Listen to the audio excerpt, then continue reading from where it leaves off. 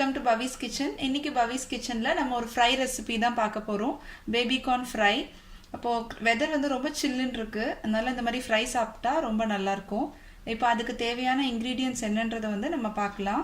முதல்ல first ingredient வந்து baby corn. இது வந்து பாதியாக கட் பண்ணி எடுத்திருக்கேன். கட் பண்ணிவிட்டு இதை தண்ணியில் போட்டு ஒரு 2 minutes நல்லா சுடு தண்ணியில் வேக வச்சு எடுத்து வச்சுருக்கேன். இப்போது இதுக்கு நம்ம வந்து ஒரு பேட்டர் ரெடி பண்ணுவோம். அந்த பேட்டரில் நம்ம வந்து இதை டிப் பண்ணி ஃப்ரை பண்ணிடலாம். இப்போது அந்த பேட்டர் எப்படி ரெடி பண்ணுறதுன்றதை பார்க்கலாம். இப்போது ஒரு பவுலில் நான் வந்து 2 ஸ்பூன் கார்ன்ஃப்ளவர் மாவு போடுறேன், 2 ஸ்பூன் மைதா மாவு போடுறேன், ஆல் பர்பஸ் ஃப்ளார், 1 ஸ்பூன் அரிசி மாவு ரைஸ் பவுடர் போடுறேன். இதோட க்ரஷ் பண்ணி வச்சுருக்கிற ஜிஞ்சர் கார்லிக் இல்லை பேஸ்ட் கூட போட்டுக்கலாம். இப்போது தேவையான அளவு சால்ட் ஆட் பண்ணிக்கலாம். இப்போது இதில் 1/2 டீஸ்பூன் கரம் மசாலா பவுடர் போடுறேன். மறுபடியும் ஒரு 1/2 teaspoon chilli powder, plain chilli powder போடுறேன். இது வந்து கருவேப்பிலை பொடி, இது வெறும் பிளெயின் கருவேப்பிலையை பொடி பண்ணி எடுத்து வச்சுருக்கு, அது கொஞ்சம் லைட்டாக போட்டுக்கிறேன்.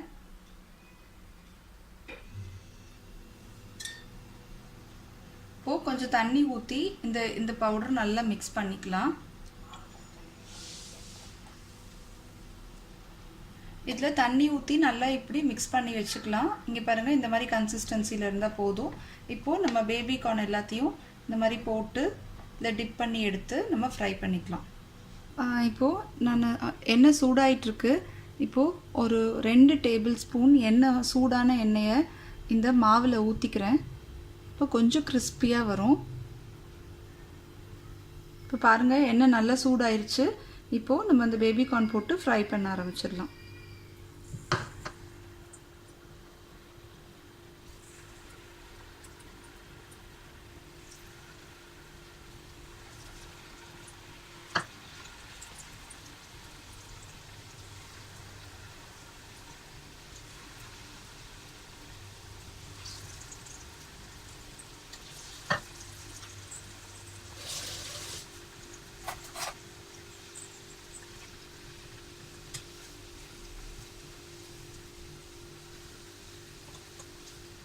இப்போ பாருங்கள், இது நல்லா வந்து கோல்டன் ஃப்ரை ஆயிடுச்சு. இந்த மாதிரி நல்லா கிறிஸ்பியாக ஃப்ரை ஆகணும். அது வரைக்கும் நல்லா டீப் ஃப்ரை பண்ணி எடுத்துக்கலாம். இப்போ இது ஃப்ரை ஆகிடுச்சு. இப்போ இதை எடுத்துட்டு மற்றதெல்லாம் இதே மாதிரி ஃப்ரை பண்ணி எடுத்துக்கலாம். ஒரு யம்மியான golden fry baby corn ready ஆயிடுச்சு. பாருங்கள், நல்லா கிறிஸ்பியாகவும் இருக்குது, நல்லா ஃப்ரையாகவும் ஆயிருக்கு. இப்போ இது ரொம்ப டேஸ்ட்டாக இருக்கும், குழந்தைங்களுக்கு இது ரொம்ப பிடிக்கும். இதை நீங்கள் ட்ரை பண்ணி பாருங்கள். ரொம்ப ஈஸி, ஃபாஸ்ட்டாக செய்யக்கூடிய ரெசிபி. ஸோ டக்குன்னு ஒரு ஸ்நாக்ஸ் பண்ணிடலாம். இது நீங்கள் செஞ்சு பாருங்கள், உங்கள் எல்லாருக்கும் ரொம்ப பிடிக்கும்.